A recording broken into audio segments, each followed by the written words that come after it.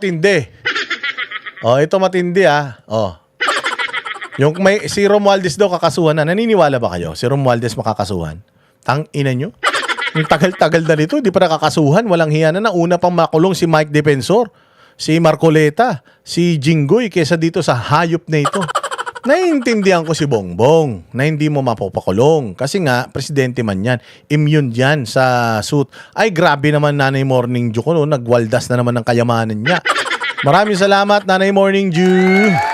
Mabuhay ka. Mahirap ka pa niyo. Oo naman, Alexa G, ikaw lang naman, walang hiya ka eh. Dininjan mo kami nila, nila Banat Bay sa Hong Kong. Visit ka. Pumunta-punta ka pa ng Hong Kong, wala ka namang kwenta. Oh, so, ang dami nang nakulong, mga bossing. Pero itong si Romualdez, putsangin niya hanggang ngayon. Nasa laya pa rin. Si Bongbong Marcos, maintindihan ko, immune siya sa suit. And, di naman siya talaga pwedeng trabahuhin ni Boying. Pero ito si Romualdez, at least man lang si Bongbong sa 2028 na natin pakulong. Wala tayong magagawa talaga diyan. Dalawa lang ang pwede nating pag-asa natin kay Bongbong. Yung huling gabi niya na mamaya o yung umalis na siya sa 2028. Oh, pagka makabawi tayo sa kanya, kasuhan na ng kasuhan niya. Pero sa ngayon malabo. Si Boying niya yan eh. Si Boying shota niya yan eh. Malabong-malabo na yun. O, sa 2028, doon tayo talaga babawi. Pero itong si Martin Romualdez, hindi ito immune sa any suit. Hindi ito impeachable official. Putang ina nito, magnanakaw talaga ito. Maniwala kayo. Oo. Kaya dapat, ito yung inuuna. Oo, kaya lang, ayaw din unahin ni Boying. Nagbigay na siya ng babala eh. Kapag inuna nyo ko, sigurado ko, yari kayo sa akin. Ganun yan eh. Pag inuna nyo ako, ko kayo. Ilalabas ko rin yung mga baho ninyo. Kaya takot sila dito kay Romualdez. O, sasabihin nila na malapit na daw kasuhan. Putang ina, kasuhan mo na kagad. Walang hiya ka na unahan mo pang kasuhan si Marcoleta. Yung pera na dinonate kay Marcoleta, hindi naman galing yun sa pera ng taong bayan. Yun na nakakainis. Pumapayag kasi tayo na ganun eh.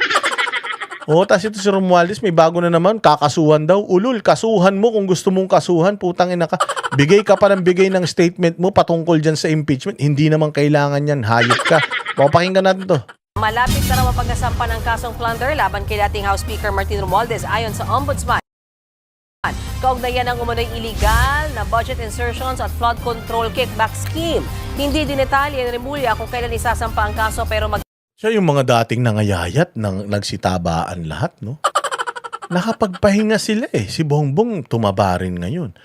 Eto si Remulla, putya, parang kukunin na ni kamatayan yan, pero tumaba ulit, no? Putyang inan yan. Ang lulusog na naman. Kakaroon daw ng pagkakataon si Romualdez na maghain ng kanyang kontrasalaysay. Paliwanag pa ni Remulla, kailangan munang matiyak na buo ang mga ebidensya at matibay. Tangina, nauna mo pang nabuo yung ebidensya ni Jinggoy, nauna mo pang nabuo yung ebidensya ni Defensor, nabuo yung ebidensya ni Marcoleta. Ito hindi pa rin buo yung ebidensya. Bakla ka pala eh. Inakatakot ka pala rito kay Romualdez. Kunyari, nag-aaway kayo. Kunyari, sinasabihan ka ni Romualdez na ganito na ganyan. Yung pala, magkakasabwat kayong mga hayop kayo. Isasampang kaso bago ihain sa korte. Nauna nang naghain ng mosyon ng Ombudsman Sandigan Bayan para gawing testigo si dating DPWH Secretary Manuel Bonoan. Mantakin mo naging testigo pa tong putang inang magnanakaw na hayop na tumatanda na to na dapat to pinapakagat sa langgam to eh. Hanggang mamatay eh. Walang hiya. Bonoan, magnanakaw. DPWH, magnanakaw. Si Pangandaman, magnanakaw. Oh, nasan? Ito, state witness. Si Yusek Bernardo, state witness. Si Alcantara, state witness. Si Pangandaman, ginawa pang CEO, presidente ng isang kumpanya. Anak ng tinapay talaga naman. Putang inang Pilipinas na ito. Wala talaga, no? Wala talaga. Alam mo, kung mababasa niyo yung pinost ko kanina, real talk yun eh. Yung pinost ko kanina, na yung kinawawa na naman tayo ng China. Hindi yun sa paggagawang unggoy kay kay Tariela. Kasi sabi ko nga doon sa post ko magagalit sana ako nung tinawag na unggoy si Tariela. Nung nakita ko yung mukha niya, medyo naisip ko may point pala talaga yung China. May punto pala yung China. Puta, mukha pala talagang unggoy to si Tariela. So, alam niyo, grabe kung balahurain tayo. Tayo mga Pilipino, ang lahi natin, masaklap man sabihin pero ang lahi natin, lahi tayo ng mga sumusuko eh. Yun ang problema. Sumuko tayo sa Espanyol nung tayo'y sinakop. Sumuko tayo sa Amerika nung tayo'y sinakop. Tapos, sumuko tayo sa Japan nung tayo'y sinakop. Bumalik ang Amerika, sumuko ulit tayo. So, ang lahi natin, sumusuko ng sumusuko. Alam mo, putsang ina, sa isang bagay lang tayo hindi sumuko. Sa pagboto sa mga Marcos, putang ina niyan. Oh! Ninakawan tayo ni Marcos Sr. at saka nung nanay. Putang ina, nung tumakbo si Bongbong, ibinoto pa rin. Alam niyo ba, sobrang tanga ng tingin ng ibang lahi sa atin dahil sa pagkapanalo ni Bongbong Marcos. Alam niyo ba yun? Sobrang bobo ng tingin nila sa atin. Nadamay tayong lahat dahil sa pagkapanalo nito ni Bongbong Marcos. Feeling nila, lahat ng mga Pilipino, ganun katanga. Kaya nga, unggoy ba tayo? Mas masahol pa tayo sa unggoy. Oo, para tayong mga buhaya eh. Para tayong mga bulate, mga uod. Wala tayong mga utak. Putang ina niyan. Masakit ang katotohanan, pero yun talaga eh. Simula pa yung history natin, kung titingnan mo yung history natin, lagi tayong sinasakop. Ilang beses tayo sinakop? Sa buong mundo, tayo lang ang pinakamaraming beses na sakop. Tayo lang ang pinakamaraming beses na sakop Pilipinas. Alam mo kung bakit? Putsang ina. Ganun ang ano natin, ganun ang iniisip ng ibang tao sa ibang bansa. Na yung mga Pilipino na yan, walang pag-asa yan. Mananatili yung mga Pilipino na yan na mga Indio, mananatiling mga patay gutom yan. Dahil mga bobo yan. Bakit? Imagine mo, ninakawan na sila, nag-people power pa yung mga gago na yan, namatay pa si Ninoy. Ninakawan ng mga Marcos, tapos ibinalik yung mga Marcos, tapos nung ibinalik yung mga Marcos, the very same people na bumoto, putang ina sila din yung nagrereklamo. Ganyang kabobo ang mga Pilipino. Kaya nga sabi ko nga sa inyo, yung ginawang unggoy, yung Pilipino doon sa yung kinaiiyak ng budhi ni Tariela, naisip ko nga parang mataas pa yung respeto nila sa atin kasi unggoy. Isa kaya ang unggoy sa pinakamatalinong hayop. Oh. 'Di ba? 'Di ba? Na-realize niyo yung ibig kong sabihin? 'Yun ang problema natin po. Tsaka ina talaga, salot talaga tong Bongbong na to, tsaka mga Marcos na to sa bayang Pilipinas, dapat talaga maglaho ang mga ito. Oh. Gagamitin daw ang testimonya ng dating kalihim para mapatibay ang kaso laban kay Romualdez. Dati nang itinanggi ni Romualdez na sangkot siya sa anomalya sa flood control projects. We're very close to filing the plunder charges. Very close. Tapos tingnan mo kung paano siya magsalita nakaganon. Nakatingin siya sa hindi siya yung naka-straight face na ganyan. Hindi, nahihiya na rin siya. Putang ina nito eh. Nahihiya na yung kalooban niya pero makapal ang mukha niya. Kaya pag nagsasalita siya nakaganon eh. Oo. Di ba? Pag nagsisinungaling, di ba yung mga pag binasa mo yung body language ng tao, pag nagsinungaling, titingin sa kanan. Pag titingin sa kaliwa, ganon. Pagka hindi siya nakakatingin ng diretso sa'yo, tinatarantado ka niya. Kita mo si Boying pag nagsalita, sinasabi niya itong mga salita na ito, na hindi na siya nakatingin ng diretso. Kasi puta, nagsisinungaling eh. Sabi ko nga sa inyo, muntik nang mamatay itong hayop na ito. Muntik nang mamatay. Tangina, hindi pa rin nagbago. Imbis na bumait, mas lalo naging demonyo. Meron mga ganyang tao na pag tinapik na ng Diyos, nare-realize na nila, kailangan ko na magbago. Itong demonyo na to, wala nang pagbabago to. Wala nang pagbabago to. Sabi ko nga sa iyo, pag ito namatay, wala na. Palagay ko magiging assistant na lang nito si Satanas. But we still have to cross the T's and dot some I's. And probably put Sus, dami mo nang sinasabi. Tangina niyo, manluloko kayo talaga. periods in sentences. Yun na lang, ganun kalapit na yan. It comes to a case like that. It's very... Akala talaga nila yung tao tanga, no? Akala talaga nila, ito ang masaklap eh. Naiintindihan ko kung ang China, ang isip sa atin, bobo tayo. Kung yung Espanyol, ang tingin sa atin, mga Indio tayo. Naiintindihan ko kung yung mga Hapon, Amerikano, ang tingin sa atin, bobo. Ang hindi ko maintindihan, bakit tayo pumapayag na ang tingin ng sarili nating lahi sa atin, mga bobo tayo. Ganito kabobo ang tingin ni sa atin, ni Remulla sa atin, na naniniwala pa rin tayo sa sinasabi niya. Paano yung mga media na nandito, hindi naman siya kine-question? Putang ina ng mga yan. Kasi kung ako ang media na ganyan, questionin ko eh. Sir, ang tagal na po ni Romualdez. Ang dami na pong nagsabi na si Romualdez. Sila Diskaya, Romualdez, lumabas na yung pangalan hanggang ngayon, putang ina, kinaklaro mo pa din. Si Mike Defensor nakakulong na, sir. Si Marcoleta nakakulong na. Kailan lang lumabas yung mga pangalan niya? Si Romualdez, simula't simulang nagpumutok itong issue na to ng flood control. Lumabas na yung mga pangalan niya.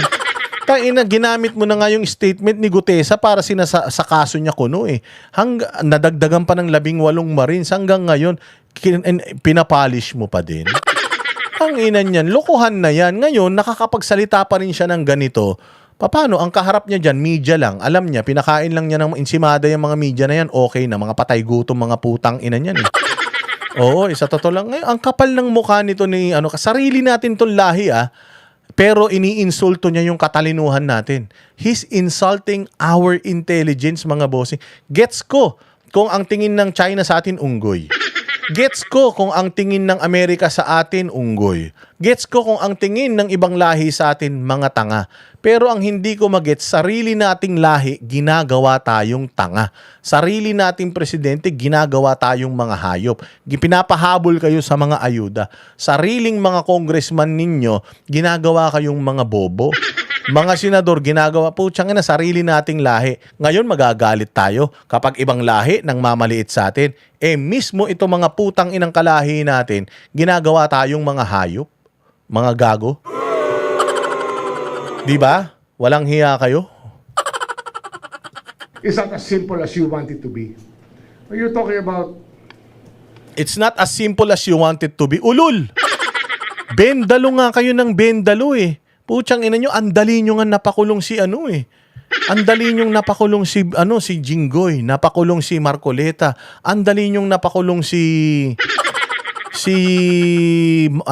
Mike Defensor eh. Andali nyong magpakulong ng tao basta kalaban nyo, pero pagkakampi ninyo, sasabihin nyo, hindi yan ganun kadali. Okay ng ina nyo. Mga hayop kayo talaga. layers and layers of lawyers. Layers and layers of lawyers. Ulul. Ina ninyo. Baka ginagamit nyo lang yan para yumaman pa kayo ng lalo. Hindi nyo kayang dalhin yan sa impyerno. Tingnan mo nga si Mima Alicia, oh. Yung Mima Alicia, putya, nagparitoke pa ng muka. Ang pangit nun. Mukhang magbubuti na babae yun, eh. Putya, tumangos. Yung kuminis, make-up, ang daming pera. Dati nakatira lang yun sa karton. O nakatira lang yun sa ilalim ng tulay, eh. Putang ina, tas biglang nagkaroon na ng apartment. May kotse na dahil kumampi kay Bongbong. Putyang ina, pera ng taong bayan pinambabayad sa mga buwakan ng inang mga vlogger na yun. Oo, tapos putya yan, tinan mo, saan napunta yun? Yung mga pinaghirapan niyang pera, wala. Sa impyerno, hindi kailangan ng pera doon. Boying, putya, tigil mo na yan. Itigil mo na yan, meron ka lang siguro mga 1-2 taon na natitira sa buhay mo, ayusin mo na. Ayusin mo na, walang hiya ka. Lawyers, people who will defend up to and go to any extent to defend their client. So hindi ganun kadali. Pero we're managing to thread the needle, so to speak. Diba nagsasalita siya nung wala na nakikinig? Wala na nakikinig, ang tahimik na nung kwarto kasi alam din naman ng mga tao dyan na tinatarantado lang siya. Tinatarantado lang niya yung mga nanonood sa kanya. Alam ng mga tao yan dyan, putyang inang yan. Mga walang hiya talaga kayo. Hay, nako. Kami ang boses ng masa, hindi natatakot. Katotohanan lang, di kami nalulunod. Walang bahid ng sismis, lahat ay totoo.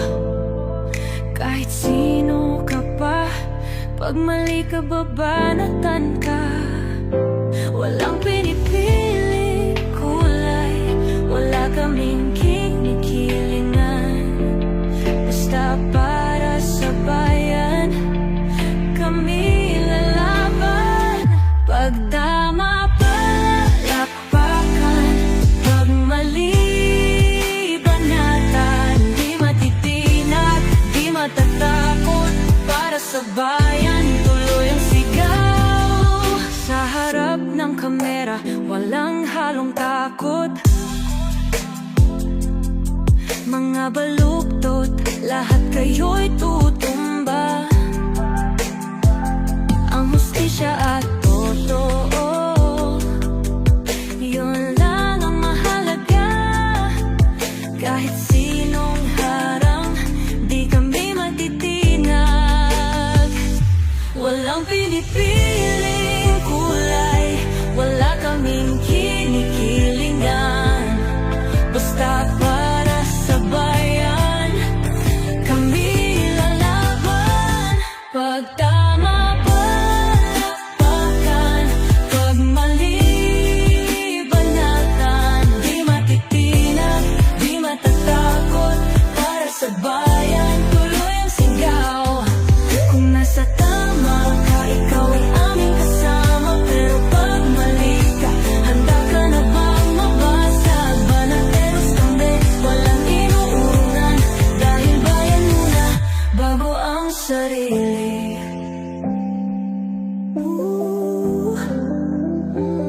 Bago ang sarili.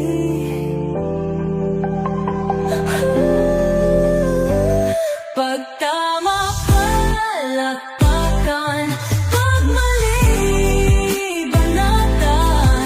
Banateros ang sigaw, katotohanan ang laban.